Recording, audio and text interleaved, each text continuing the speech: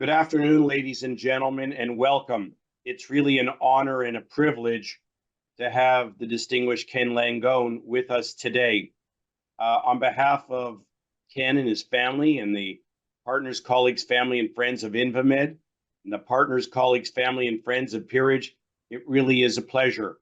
I've had the honor and privilege of being friends with Ken for over 30 years. We met through the late Ira Harris at the the Regency Hotel, and I would see him for breakfast all the time. And I'll never forget that he would get up, whoever he was having breakfast with, he would get up and he would give me a big hug. And he's a very tall gentleman. And every time he gave me a hug, I felt like I was in the hands of Allstate and it was going to be a great day. For 30 years, it's been fantastic to get to know you and Elaine and your entire family and friends. Thank you for doing this afternoon. I'm happy to do it. Really honored. I'm very happy to do it. Well, Miles, I enjoy our relationship as much as you do, I can assure you. And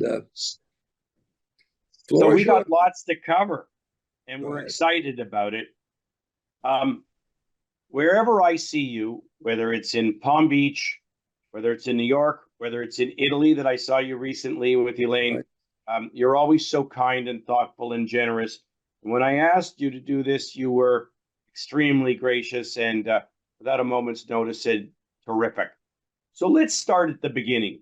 You referred to your background as a privilege because of the love and affection you had from your parents. Yeah. And although you came from modest means, you felt that it was an advantage that enabled you to succeed, not only economically, but to be in a position to make the world a better place, which we'll talk about in a moment. Talk about your relationship with your parents and why that was so special. It was a very close relationship. It was one that there was no measure of achievement other than do your best you can.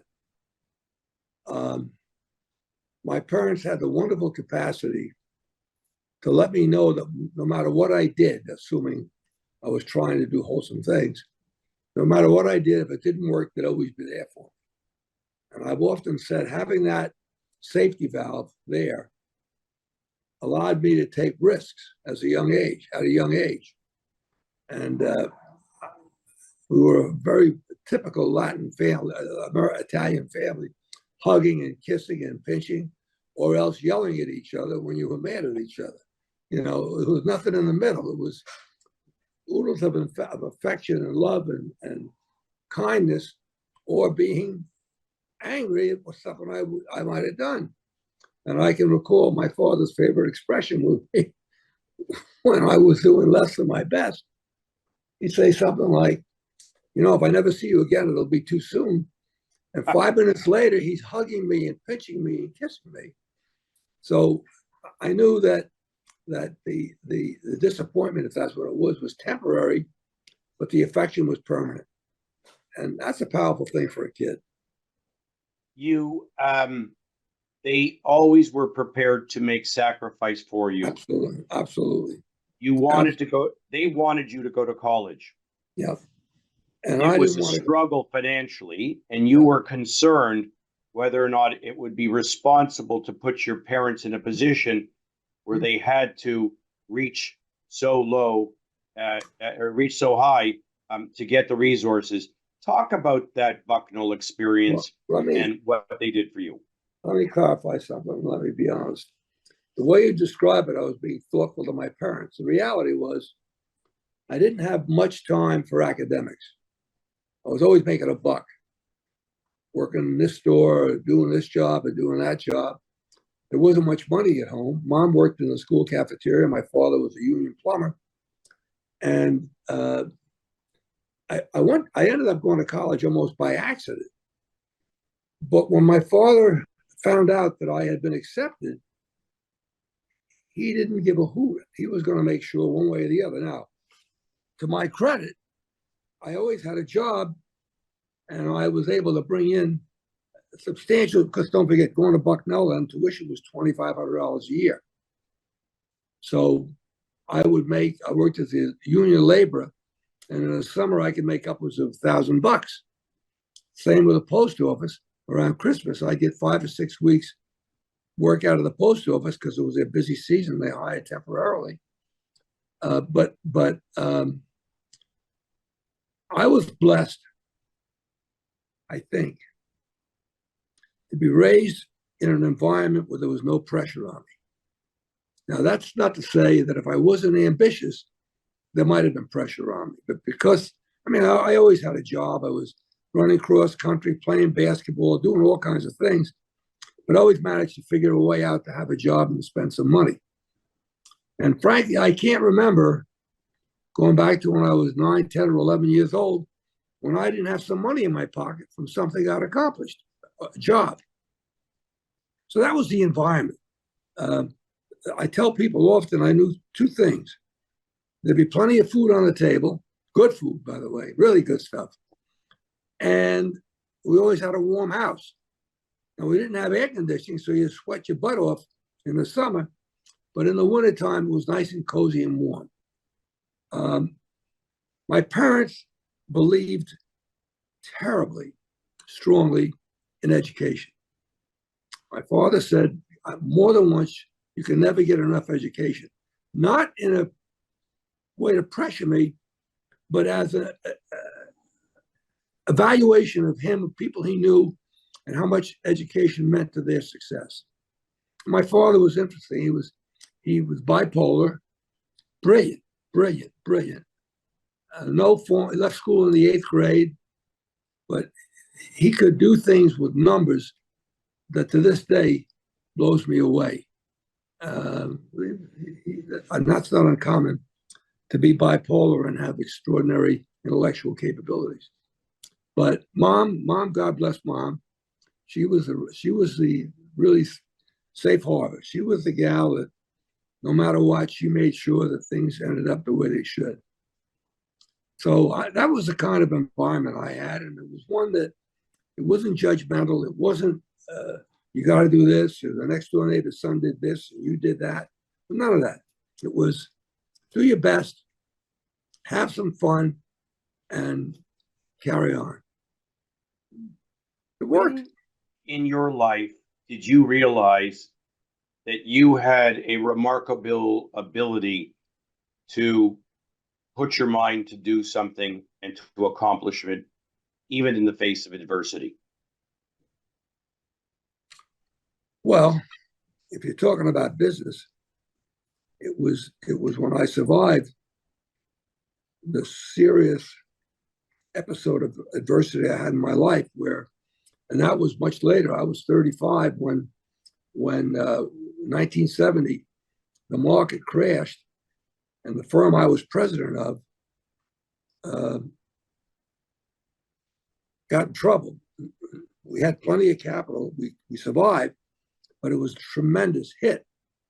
And we concluded I was taking the firm more into equities. It was an old railroad bond house, R.W. Pressbridge. And I felt strongly that the firm had to get back to its roots, which was railroad bonds and bonds. And I helped engineer that. And when that was accomplished, I left.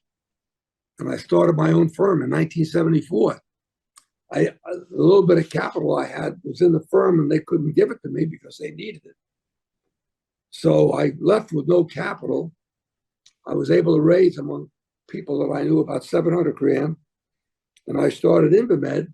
And the first thing I did, don't ask me why, I bought 2 seats on the New York Stock Exchange for $72,000 a piece. And they became, because of what they call a $2 broker. I had 2 guys on the floor that would do transactions for other firms. Plus, I was starting a little equity research effort and outselling it to institutions. So we carried on. And I knew that after 70, and it's in my book. I remember when we got hit in 70, I'd go home early, 4 o'clock, 4:30 in the afternoon, put on work clothes I used in the garden, go out and weed the gardens and cry by myself. But I made my mind up that I was going to survive this hit. EDS, which was my big break in life, the stock went from 162 down to 11. And we were trading in the stock. We had a big position.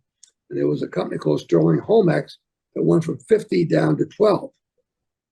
And we got hit big time. But it was then, Miles, that I knew that I could measure risk and I could live with risk. And that became the genesis of everything I did after that. You know, I was always an equity guy. I was always a venture capital minded guy. And so I was always interested in looking for companies that would be embryonic that I could grow with. And we did. That's what we did. Go back for a second. You have deep affection for Bucknell. Yep. You speak about it with great affection. Mhm. You've been extremely generous. Mhm. Why was Bucknell University so important to you and has sustained itself as an important institution in your life? Okay. I was 1953, my senior year in high school. Eisenhower was inaugurated as president in January. The Korean War was on. My brother was in the military. He was an Army paratrooper in Germany. And I made my mind up I was going to go kill somebody. I wanted to go to war. I was 17. I would have been 18 until September. And my mother would not sign me in. Mom said, no, I've got one son. God forbid, if both my sons, something happened to them, and I signed one of them in, I'd never forgive myself. I said, well, Mom, I'm going to hang around and wait till September, and then I'm going in. She said, well, I can't stop you, but I'm not going to be the one who enables it. So I had friends of mine that were 2 years older than me, and they were at Bucknell, and they invited me up for a house party weekend. Remember those fraternity parties? Yeah. And I went up for the weekend. Holy crap, this is what you do in college. This is for me. I had a hell of a time. And they used to have Saturday classes at Bucknell. And my friends had to go to class Saturday morning. And what the hell am I going to do? They said, well, there's a guy over this building over there. He's a nice guy. He's a friend of ours. Go see him. Well, it turns out the guy they sent me to was the dean of it, called the registrar then. His name was George Fain.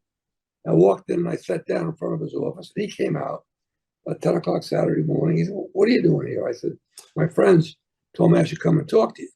About what? I said, I don't know. Well, come on in. So I sat down with him and like rough around the edges, kind of like I am now. And what are you going to do? I got one in the Marine Corps. When? September. Why? Because I want to be in the war. Well, there was a one problem. Eisenhower had other plans, and the war ended up not happening. Well, anyway, back to that Saturday morning, he must have spent an hour and a half talking to me, and he was intrigued. I was cutting lawns, I was collecting cardboard, I was all kinds of stuff. And he said to me, how do you do it? I said, I do it because I enjoy doing it. He said, how do you do it as a student? I said, not very good. Why? And I said, well, I'm not interested. He said, well, you're passing? I said, well, guys, I'm passing, but also I'm taking the state regents for all the courses I'm taking, which is a level higher than a high school diploma. So he said, okay, well, I said, thank you for seeing me, and left. 4 days later, I get a letter from him that if I want to come to Bucknell, he'd be happy to have me. And at the bottom, he wrote it in his hand. It was a typewritten letter. At the bottom, he wrote, in college, you'll have to work much harder than you did in high school. Well, I didn't do a damn thing in high school. So they took me. The war ended. That was the end of my plans. And I went to Bucknell in September of 53. And I got out in 3.5 years. I had probably the best, most enjoyable 3.5 years of my life. It was carefree. I'd met my wife then. She was coming up to see me on weekends. And I was having a wonderful, wonderful time. And the crowning blow for me was when I told my father I was getting married. I had one semester left. By the way, I went through Bucknell in 3.5 years with no summer school. And the reason I did 3.5 years, in my senior year, I was short 24 credits. Well, that was about right. 12 in one semester, 12 in the other. But I didn't have enough. My father was adamant, if you're going to get married, you take care of your wife. I'm not doing it. So I said, well, just let's agree to one thing. Whatever you give me, don't change it. Can I? Yeah, I'll give you what I was giving you, which wasn't that much. So I went over to see the dean and his assistant, Martha Henderson, her name was, nice lady. She really ran the place. And she said to me, what do you need? I said, he's got to let me take 24 credits in one semester, or I'm not going to stay. Why? Well, I haven't got any more. I got money for one semester. So she says to me, well, go in and see what he says. So I walk in and I sit down with him and I tell him why. And he's, well, that's a heavy load. I don't know if I can let you do that. I said, well, but I'm leaving now. I'm gonna leave in January if I got no money, and I'm gonna be short 12 credits. So he said to me, do you think you can do it? I said, I have to do it. So he said to me, okay. He said, I'll go along with you. So on the way out, I said to her, she said, how'd you do it? I said, he's gonna let me do it. I said, I got one problem. She said, what's that? I said, I'm short $300. And she says, we'll figure that out. She helped me. She had a fund of some kind. And I never, if you got any kind of class, I hope I do. You never forget who brought you to the dance. Yep. And if I'm remembered for one thing, I hope people will remember me as a loyal person, and that matters. So that was my Bucknell experience, and I became a trustee. I became chairman at one time in nominating, finance, investments. I chaired every committee. I was on the board for 15 years. I had a wonderful time then. I made lifelong friends who, by the way, are all dropping dead on me now. I lost 2 in the last 6 months. I'm 88, so the actuarial charts are still working. And it was a great experience of my life and a very important part of my life. And as I did better, I felt like I should reflect my gratitude in a material way. Your academic focus was quite unique. You learned a specialty about convertible bonds, if I'm not mistaken.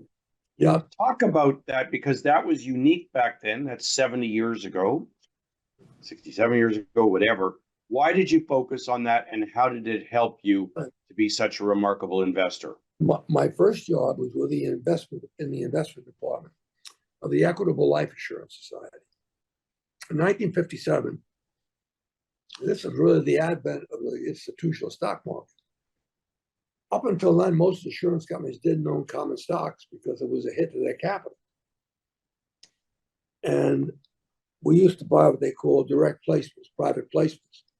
Mike Milken will tell you he invented that. That's not so. The insurance companies, Prudential, Equitable, Met, we were all doing that. And there was a company called Crown Cork and Seal. The guy's name was Conley. And he took over the company. It was in Philadelphia and Baltimore, and it was almost broke.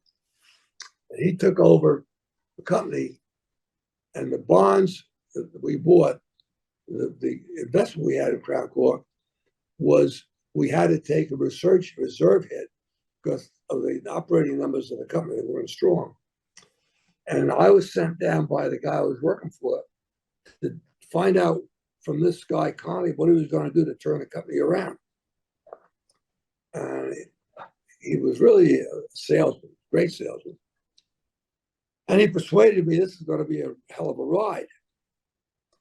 They used to make the metal caps for soft drinks, beer, with cork, crown with a cork in the middle, the sealer. And I went back home enthusiastic and wrote up a memo and told my boss, why didn't we loan him money and have it convertible into common stock? Well, that was starting to happen. He called me in his office and he took my memo and tore it up. He said, I think you got a bright future here, but I don't want to see you ruin it with this. What are you doing? I said, send it ahead. They can say no, and if they say no, I'm on the record. No, I'm not going to do that to you. And I got very intrigued by it. And when I got this job at the Equitable, part of it was with the agreement. Everybody they were hiring them for the investment department had MBAs. I didn't. They told me I'd have to get an MBA, and I said, well, how can I do that? Well, I went to NYU at night, and there was a wonderful professor by the name of Jules Bogan. He was a famous, one of their best professors, one of the most noted professors. And I went to see him. He was my faculty advisor. And he said, "What are you going to write about?" You had to write a thesis at NYU then to graduate. And I said, "Well, I'd like to work on convertible bonds." He said, "Try and be more specific." And so I went back and I did some studying, and it was clear to me that one of the things, if you buy a convertible bond, you want to make sure is you're protected from dilution. So they have what they call anti-dilution covenants for convertible bonds. I went down to Bogan and I said, "What about this?" "Oh, yeah." He said, "Nobody's done anything about that." So I said, "Okay." And so I did that. And then I got intrigued and I moved more into equity because as I saw, this is 1959. Oh, this is when the Dow was at 600 or 700. And that developed my love for equities right there. It was kind of a segue, but it was a great experience. And the title was Anti-Dilution Covenants of Convertible Bonds. And there were a variety of different ways you could do it. And I did an analysis of each way they did it.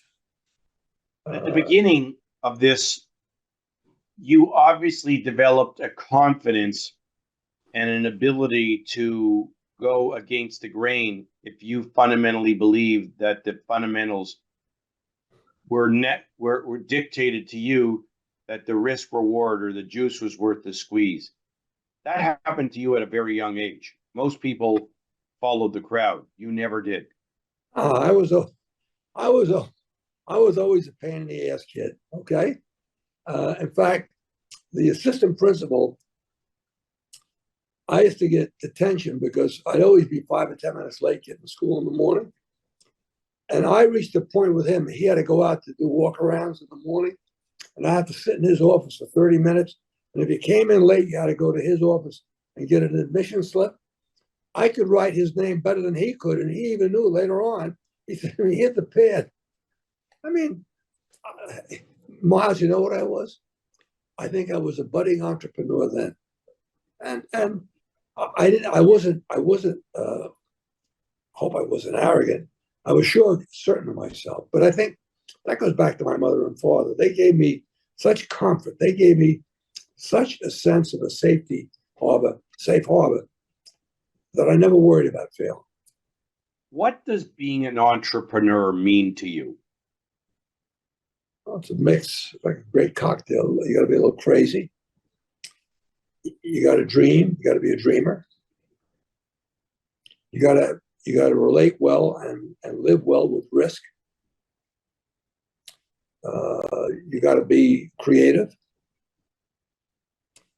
And most importantly, you got to be a good cheerleader. You know, when we started Home Depot, when I told Vern that's what we were going to do, he said to me, "Are you crazy? We have no money." I said, "Don't worry about the money." He had just been fired from his job. I said, "You had this idea. You told me about we're going to do that." And I didn't think it would become what it became, but I never had any doubt because Bernie has it. God bless Bernie. He has this wonderful capacity to inspire people, to see opportunities. He was a great merchant. He knew the retail business backward and forward. He had a very healthy mindset on bureaucracy, negative mindset. And we fashioned the company along those lines. And that was it. But so those are the things that an entrepreneur needs to be. And most importantly, perhaps, when they blow up. And by the way, Miles, you talked about my successes. If we got 6 months on this call, I can give you all my failures too. Let me tell you, a risk taker, an entrepreneur, if he gets hit and takes a knockout, he comes right back up and comes back for more. You know, Yep. If he doesn't, he's a flash in the pan, and he's lucky. Go back because it's such an unbelievable story. You needed to raise $2 million for Home Depot. Right. The Home Depot's capitalization went from 2 million. I think it's 400 billion today, or No, about 365. 360 billion. The most first or second most successful stock in the history of capitalism in America. Wow. But I don't know if that statement stands up, but I can tell you that from the day we went public until now, we've compounded at 20 from September here. In December of 80, Apple went public. In September of 81, we went public. Apple has compounded at about 18 or 19% a year from the time it went public, counting dividends. We've compounded at 29% a year, counting dividends. incredible. I mean, it's the number one in that time frame. We're the number one performing stock. So there's a fabulous story that I've had the pleasure of you telling me about needing to raise $2 million. Right. You said you had a fabulous relationship with Ross Perot. I was a banker.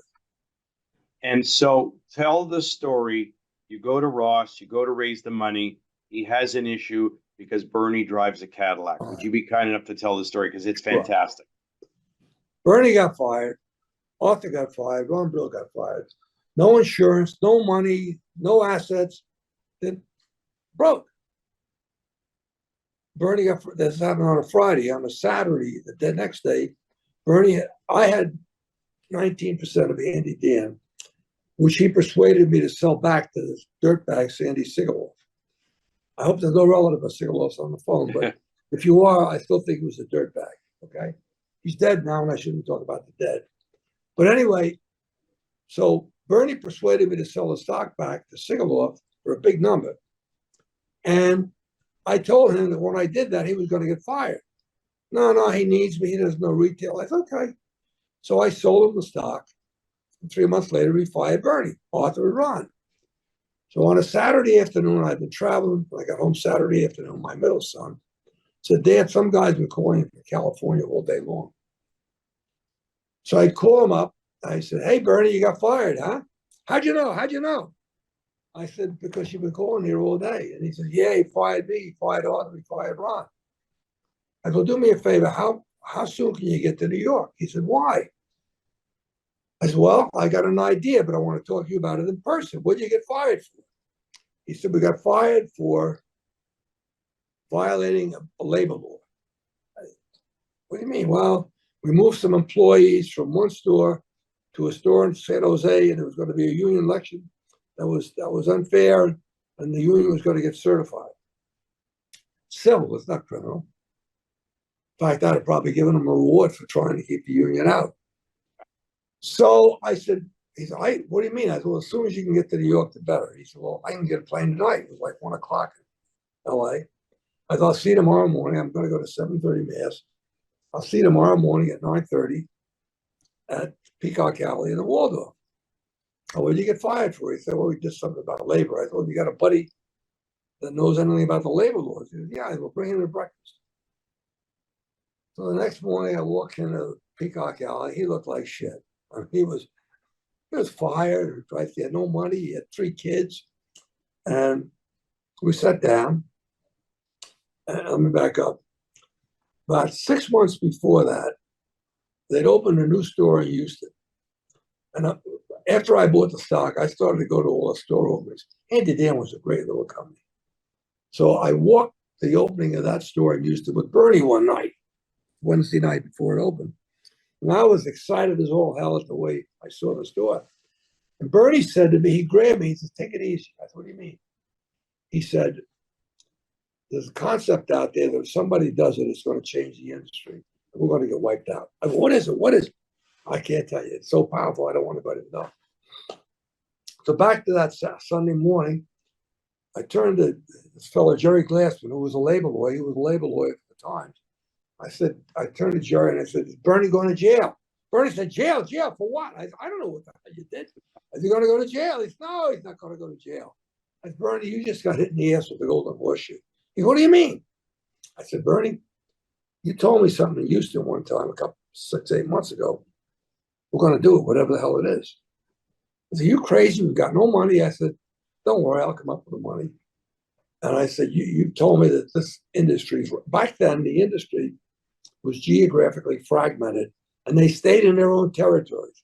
So you had Somerville Lumber in Boston, you had Rickle Channel and Pergament in the Northeast. You had Heckinges in the Mid-South. You had Scotty's in Florida, Handy Dan. You had Payless Cashways in the Midwest. So he said to me, "What are you talking about?" I said, "Bernie, how much you need?" "Well, we need a couple $1 million to get started." I said, "Okay, I'll get it for you." I had a relationship with the Kroger company in Cincinnati, and the CFO there was John Lockhart at the time. And I went to them and I offered Kroger 10% of the company for $2 million. And Lockhart said to me, "You're trying to do the impossible." "What's that?" "Low margins, high volume, and wide assortment. You're going to have a crazy inventory." Hold on, please. Bill, I got to call you later on, okay? So anyway,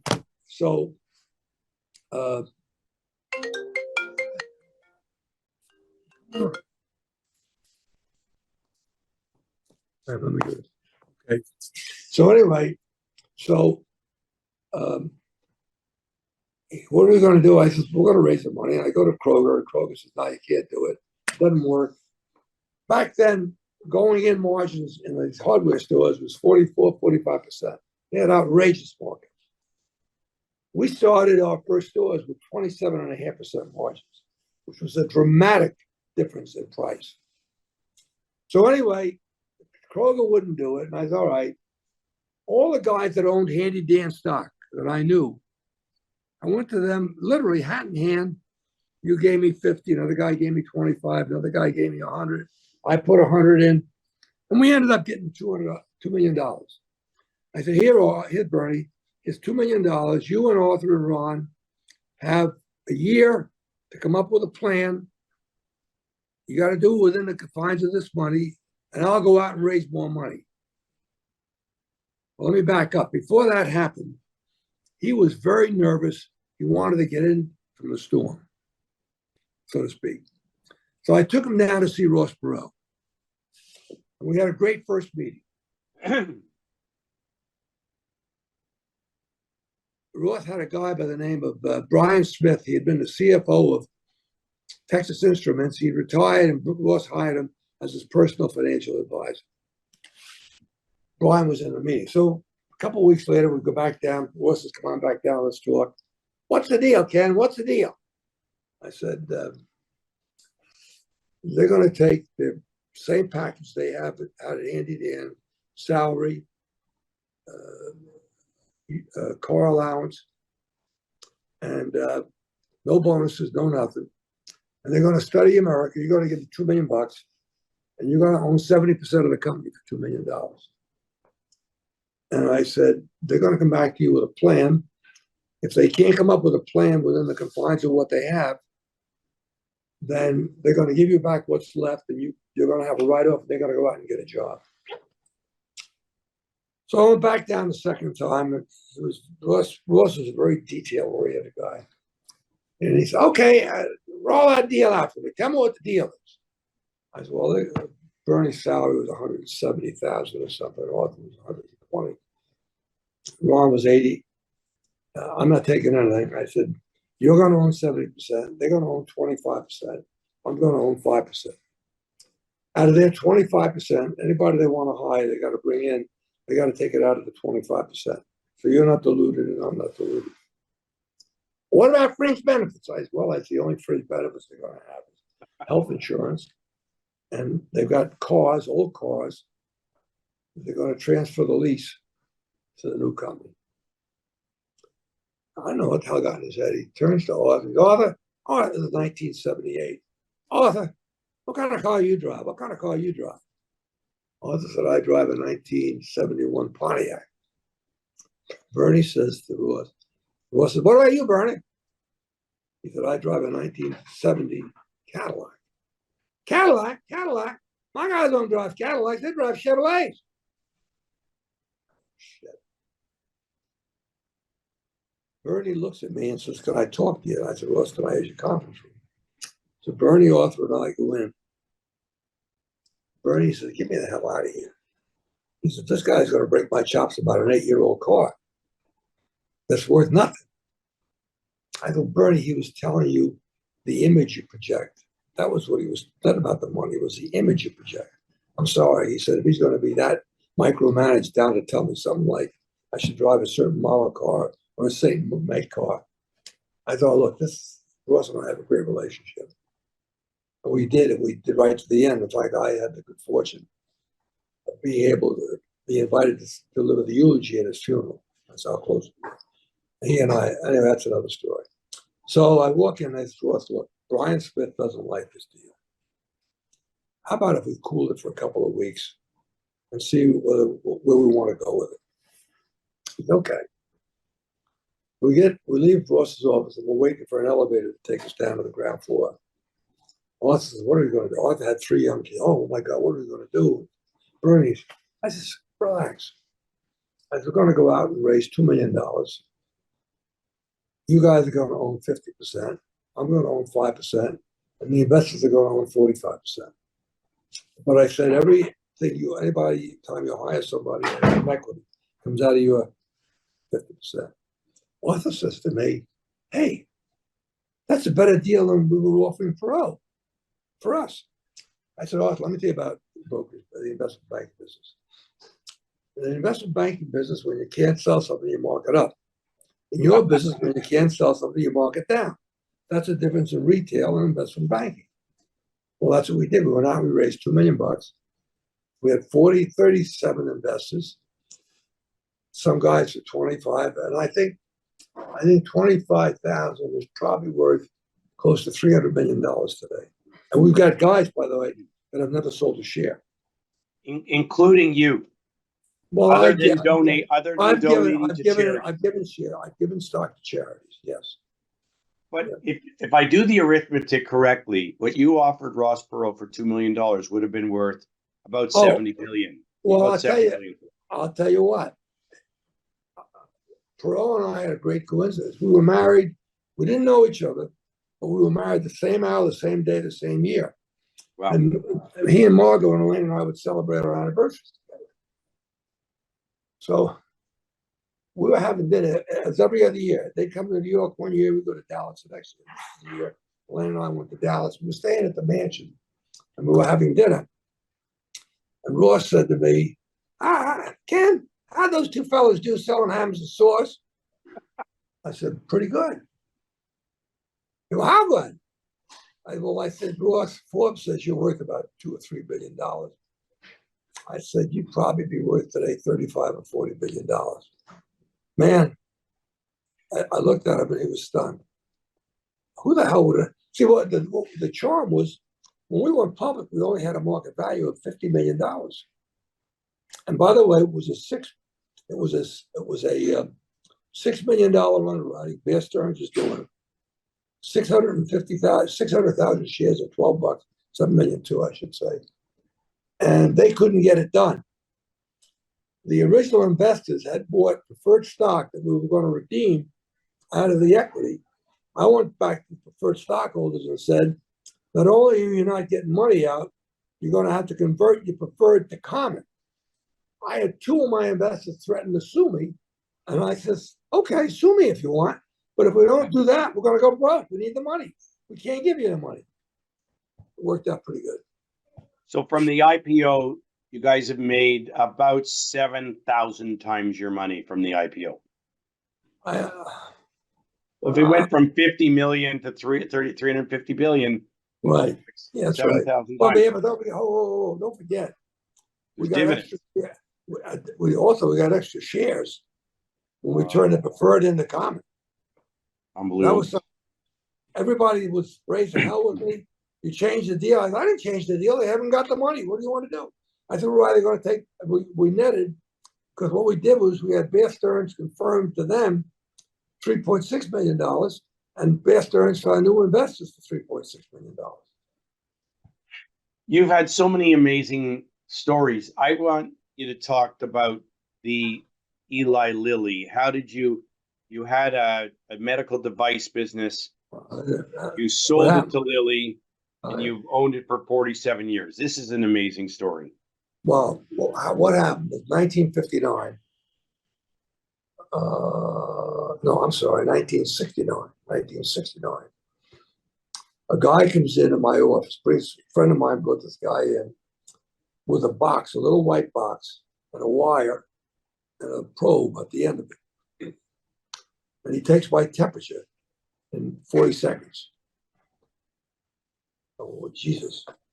He said, yep. He said, they were using glass thermometers to take people's temperatures. So, for example, in a mental institution, you couldn't use glass thermometers because they might bite them. Couldn't use, babies had to do it rectally. And a lot of times you do it rectally because of the patient's condition.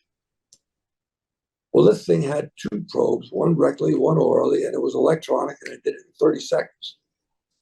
If you factored in the cost of nurses' time going to a bedside, putting a thermometer in a guy's mouth, waiting for 3 minutes, taking it out, reading it, and bullshitting with him, it was crazy how much it costs to take a temperature manually.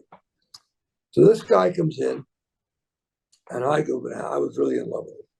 He told me he was also he was developing two devices, a controller and a pump. Up until then, if you're giving somebody IV, you turn the bottle upside down. There was a drip chamber outside the bottle, and you counted the drips, and that was a prescribed rate, and it was for chemo was just getting its infancy then.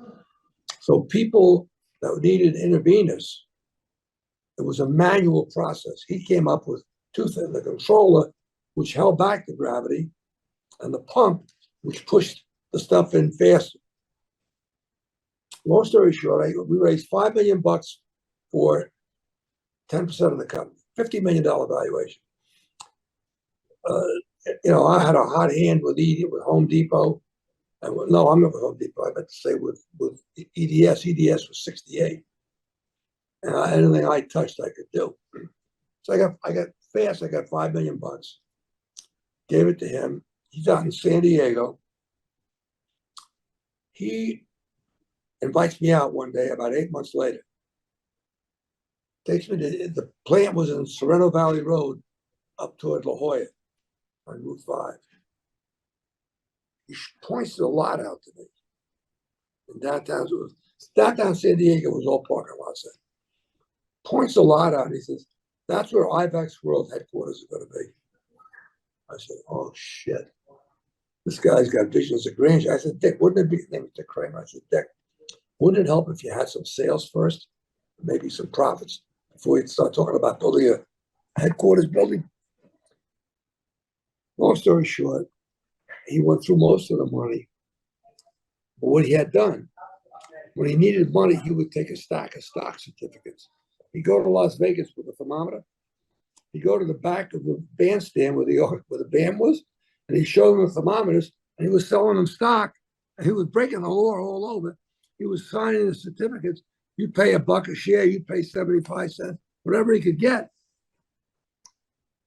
Thank God he did that. I started a proxy fight. He had a public offering. He was public without never being public. And that was his undoing because I ended up getting all those people. I took control of the company in May of 72. Long story short, within 5 years, but the company was hemorrhaging money. Within 5 years, the guy that was running the company after Dick Kramer, to me, was having a serious management issue. Every time he had a young kid that was hot, he'd fire him because he viewed him as a threat. I flew out one Saturday morning. He didn't know I was coming out. I said, Steve, we're selling the company. What do you mean? I said, we're selling the company. Why? I said, you're too insecure. You got these young kids that are great. I come out, I see them one time. Next time I come out, they're gone. I said, so he, believe it or not, he hired Marty Siegel. Marty Siegel, the Lewinsky, Ivan Boesky thing. Yep. To the Peabody. I hired Brian Little and Ken Davis. Ken Davis had been the CFO of Syntax. Brian Little was the guy that ended up starting Forsman Little with Teddy Forsman. but he was a white welder. Brian Little brought in Colgate, and Siegel brought in Lilly. Siegel was hired to protect them. I had breakfast with Siegel one morning. I said, Marty, I own 52% of the stock. They're paying you 50 grand. I said, you want to get a big payday? Sell the company, because Marty, I'm going to sell it. If this guy won't do it, I'll wait till I have a shareholders meeting. I'll vote them out. I'll put my own group in, and we'll sell it. So he brought Lilly in. Lilly had a market cap of $2.5 billion.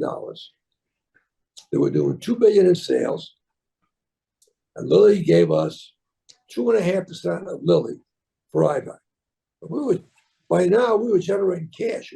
What we did is we gave the thermometers away, and every time we gave you a thermometer used, you had to buy 10,000 probe covers for 5 cents a piece. That was costing me a half cent a piece. It was an enormously profitable thing. And I met the Lilly management over the years. They're wonderful people, and I had great confidence.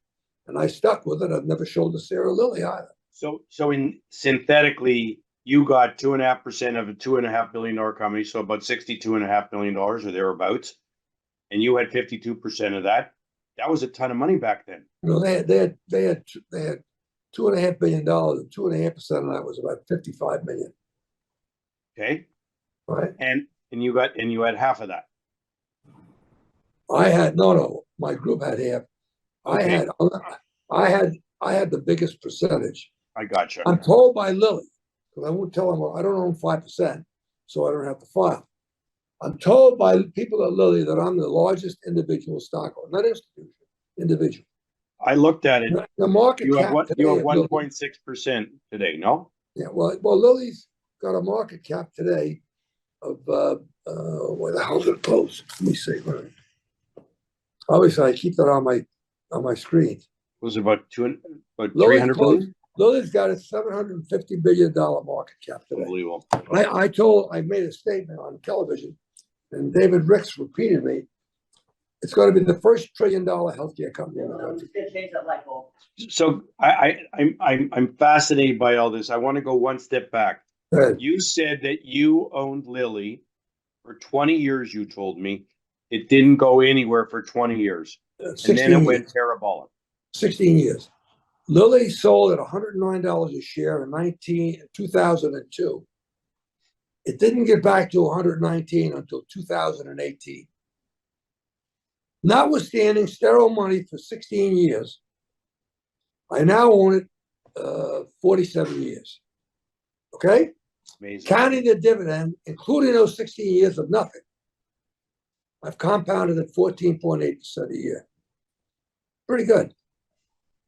So talk about, you obviously got a lot of notoriety about that Ozempic would be the first $1 trillion drug. Now, I'm going to tell you something personal. No, not Ozempic. Mounjaro. Okay, Mounjaro. So I personally am a beneficiary of this. Since you and I first met, I'm down 87 pounds. I know.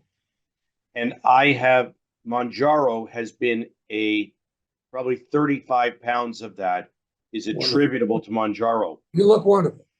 Thank you. Better than the alternative. So don't stop using it. Keep using it, please. No, I'm one of those guys who has to, because I was a type 2 diabetic. But talk about how this will be $1 trillion drug and the other collateral benefits of the drug, because it's quite remarkable. Well, my first suggestion is go to Disney World or Disneyland and look at the condition of all those people in that amusement park. You can't believe it. Obesity is a horrible, horrible problem in America. Diabetes is a partial outgrowth, particularly type 2, of obesity. People that have serious weight problems are classically diabetic. The cost to the healthcare system of a diabetic, because they can get complications such as blindness, amputation. So the market, now this drug is number one, for the most part, benign.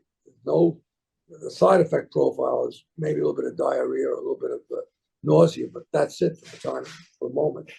But they're now looking at it.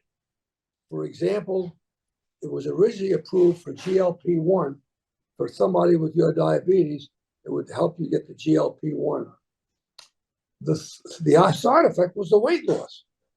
But the big thing is, Miles, they're now looking at it having benefit for people with addictions. Tobacco, that's one.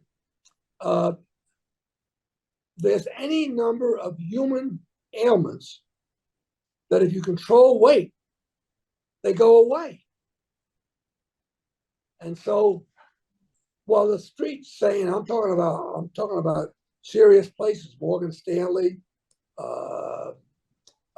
Merrill Lynch, Bank of America, Goldman Sachs, they're talking about numbers. Well, next year the earnings are going to be $13 a share. They're talking about earnings of $30 a share in 3 years. In fact, just early last week, Novo, who has a similar product but not as efficacious, just paid $16 billion to buy a company for its capacity. No science, they just contract manufacturers.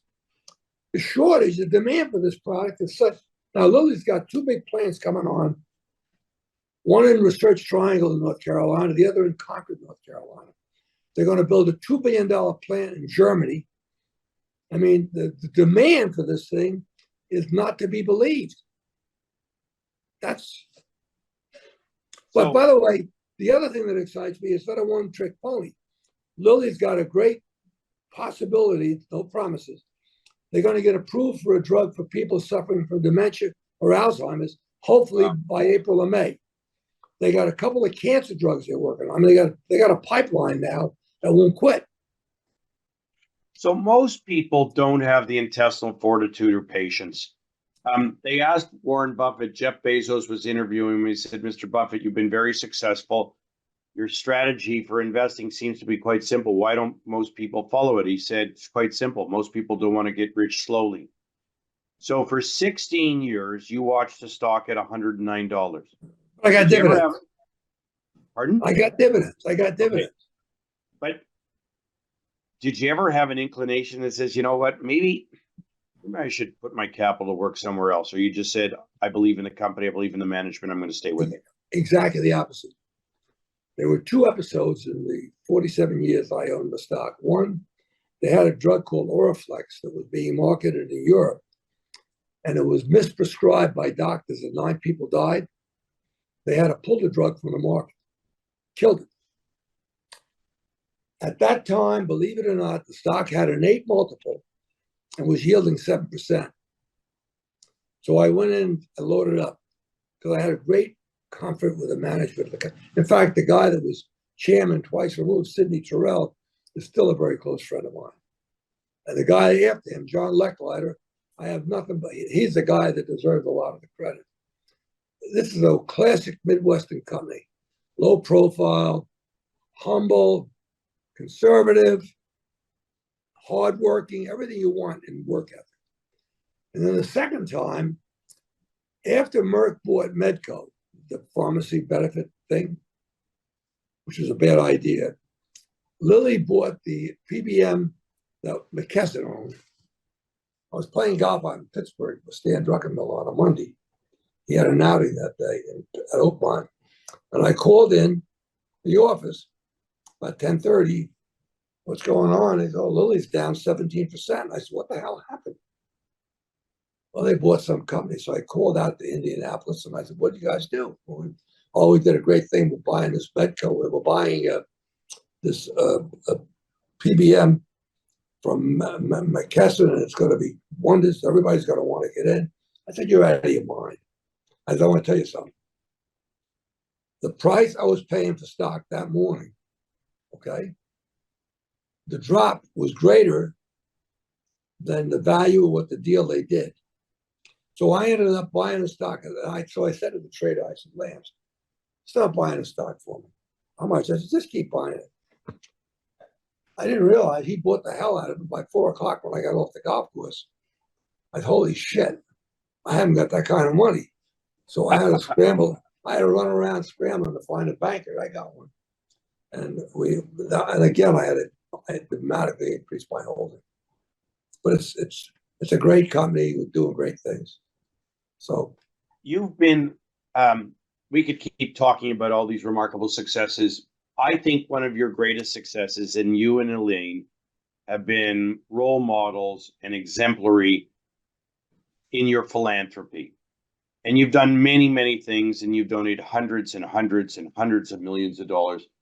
I think the one that got my attention was on 60 Minutes when you met Dean Grossman and you hired him to run NYU Langone, the medical school. Talk about that and the brilliant idea that said, we want to give scholarships to every single person who goes to medical school with NYU at Langone, because we want to have the criteria of capability, not about affordability. And from that point forward, I think you put up $250 million. You raised another 500 million. I put up a lot of money. And more than I ever thought I'd be worth. More than I ever thought I'd be worth, Miles. Okay. But what's amazing is you are the first and I think only institution that tuition at NYU Langone is free. Right. And you made a commitment that you would help Dean Grossman. Talk about that story. We hired Bob in 2003. He was at Penn. We hired him to come in as chief of radiology. And we had a mess for a radiology program. And he did a job like you couldn't believe. He brought talent in. He upgraded the quality of the technology, not as far as it could go, but he was truly a visionary, and he was brilliant.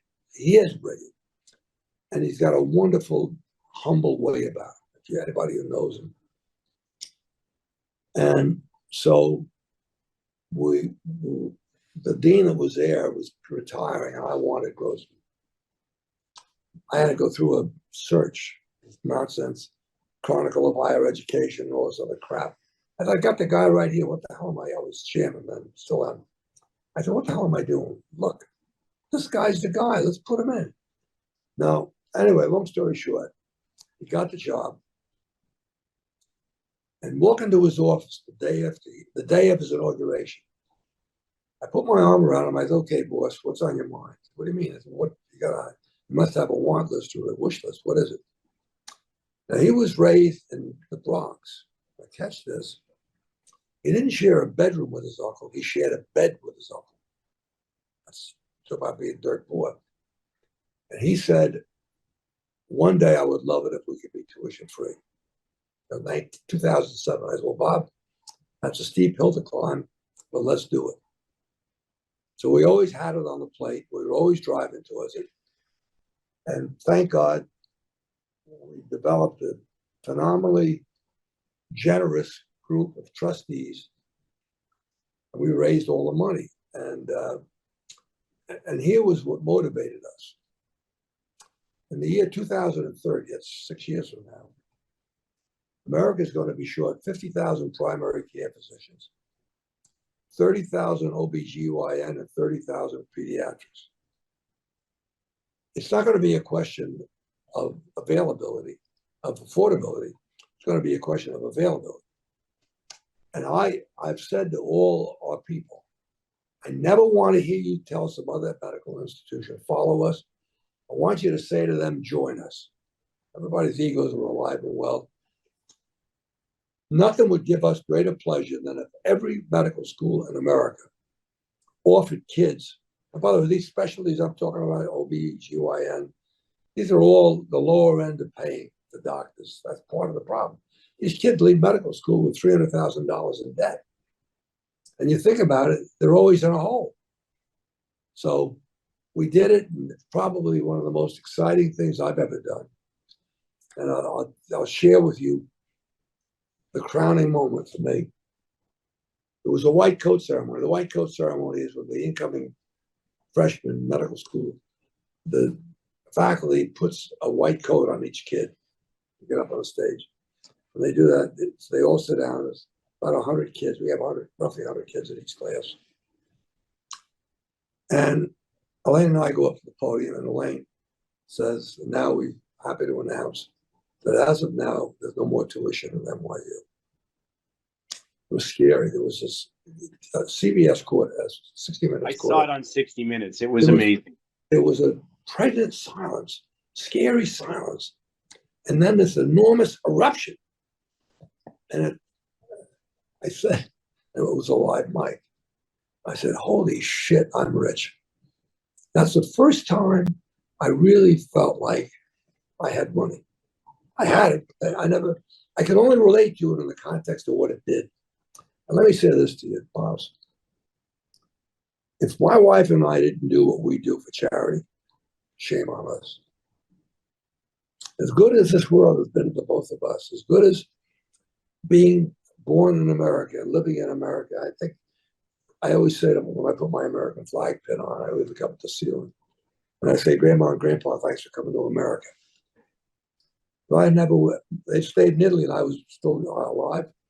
I never had the chances this great country gave me. That's why I love America so much. You talk in your book about your legacy and what it means. And you basically say you don't measure your success monetarily. You measure it by the impact that you and your family are able to have on those less fortunate. Talk about that. Well, I gave a speech one night. I forgot where the hell it was. I don't give speeches. I do Q&A like this. Yep. That way I haven't got it. Back to my high school days, I didn't have to do any homework, right? I show up. So anyway, this kid says to me, came up, brash kid. He looked at me and he said to me, how much are you worth? I don't know how the hell I put these words together, but I did. I said, my net worth is what good I do with what I have. Great line. How many? I've got a beautiful plane. I've got beautiful homes. I can do whatever I want. Money now doesn't matter.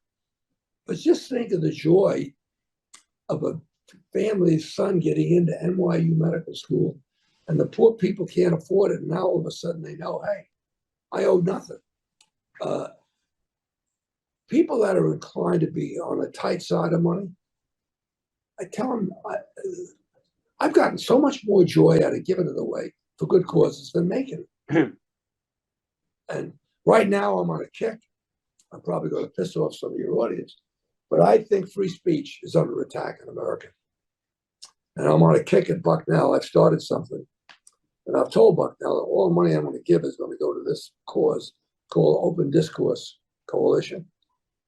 And we're going to bring people in of opposing points of view and let them argue in front of the kids and let the kids make their own mind up. So it'll be education, not indoctrination. So that's my latest gig, and I'm having fun doing that. You've been very involved as an American. You have strong points of view. We live in a very challenging time. You have an election coming up in November of 2024. And talk about your point of view of the leadership, the alternatives, where the state of America is, and your point of view of what the future looks like. Well, back to my entrepreneurship and my enthusiasm and my passion.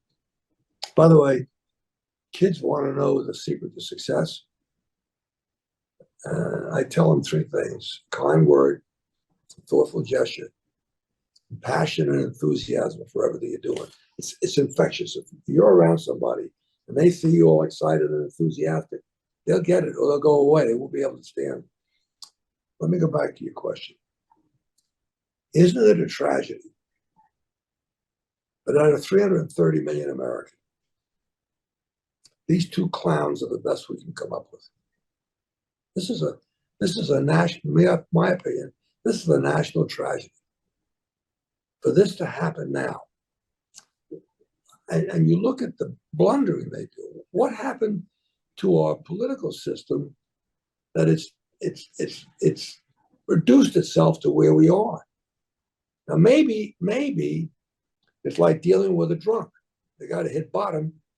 So maybe we're getting near the bottom, and out of this, we'll get people. I mean, I look at a guy like Joe Manchin, who I have a tremendous amount of respect for. Yep. And I wonder to myself, why wouldn't this guy be in the political arena for president? There's a lot of good guys out there, and not all of the Republicans, many of them Democrats. But I don't know what's wrong with the system that this is where we are. And as I say, I'm hopeful it's the equivalent of dealing with a drunk that's got to hit bottom before he's going to realize he's going to lose everything if he doesn't square himself away. But we've got to start thinking like Americans, not as Democrat or Republican, not left or right.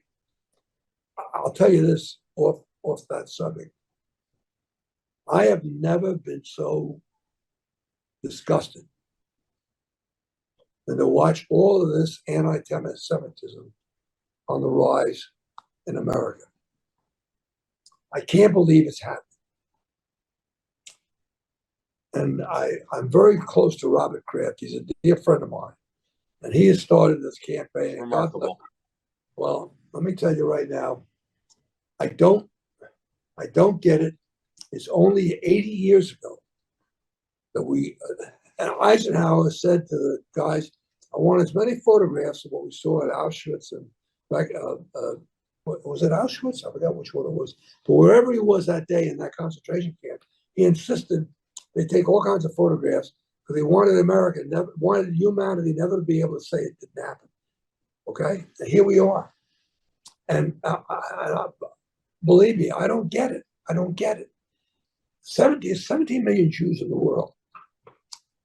Think of the contribution that Jews have made to civilization. Just think of it. Think of it in the entertainment field. Think of it in the science field. I'm bragging. There's 2 polio vaccines. Salk and Saban. By the way, both NYU graduates. That's why I'm bragging. They're NYU medical school graduates. One of my favorite stations on Sirius is something called Escape. It's the American Songbook. I could put that on and listen to Irving Berlin and Cole Porter and all these wonderful, who the hell's the guy who wrote I said Irving Berlin, Cole Porter, on and on and on and on. All this wonderful. Go to Broadway. Look at all the Broadway shows. Mame and My Fair Lady and all these, Lerner and Loeb. And you say, holy shit, look at the contribution these people have made to civilization. Look at it in science. The bomb. Somebody produces a movie to villainize Oppenheimer. Guess what? That bomb saved a million American lives. Okay? It's too bad we have a bomb, and it's too bad it's that thing. But if they're going to lose, I'm at war. I want them to lose as many as they can. That's the best way to stop the war. And it did stop the war. So I don't, Miles, I'm sorry. I don't get it. I don't get it. The scary thing I'm is, influenced by my relationship with Bernie and Arthur and Ron and Natty the Rothschild and you and Ira Harris. I go right down the list. Bob Grossman. By the way, my nickname in college was the Jew. Really, they tried to pledge me in the Sammy House. And they were going to give me a dirty pin. It was before Pledge Week. And I said, oh, I thought you had to be a Jew to be in this public. I said, you do. They took that pin out of my hand, but they invited me for dinner. They used to have steaks every Thursday night. And by the way, those guys today, they're all dying on me, but Kenny Lonoff, he had the same initial, KGL, Sam Posner, Al Stillman, he owns the steakhouses and stuff. Anyway, so Miles, does Bob Kraft believe that there is a resolution to curtail anti-Semitism, racism, hatred? Yeah, you want to know what it is? You want to know what it is? Awareness, and make them hide. If they want to be bigots, let them. Because guess what?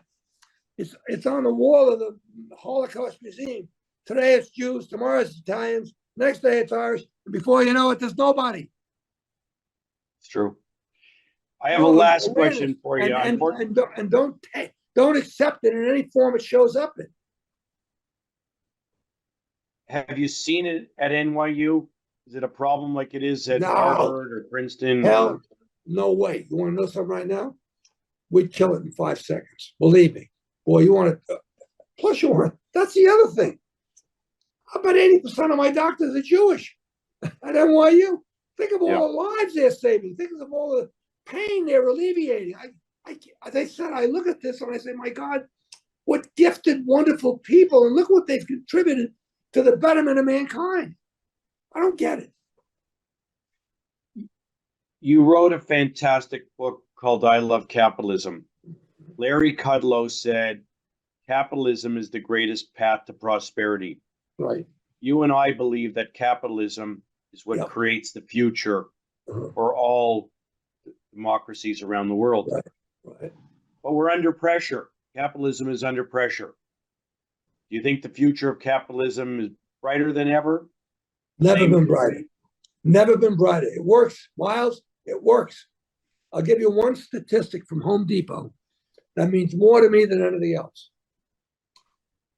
We have 3,000, I call them kids. Anybody under 88 is a kid. We have 3,000 kids still working for Home Depot.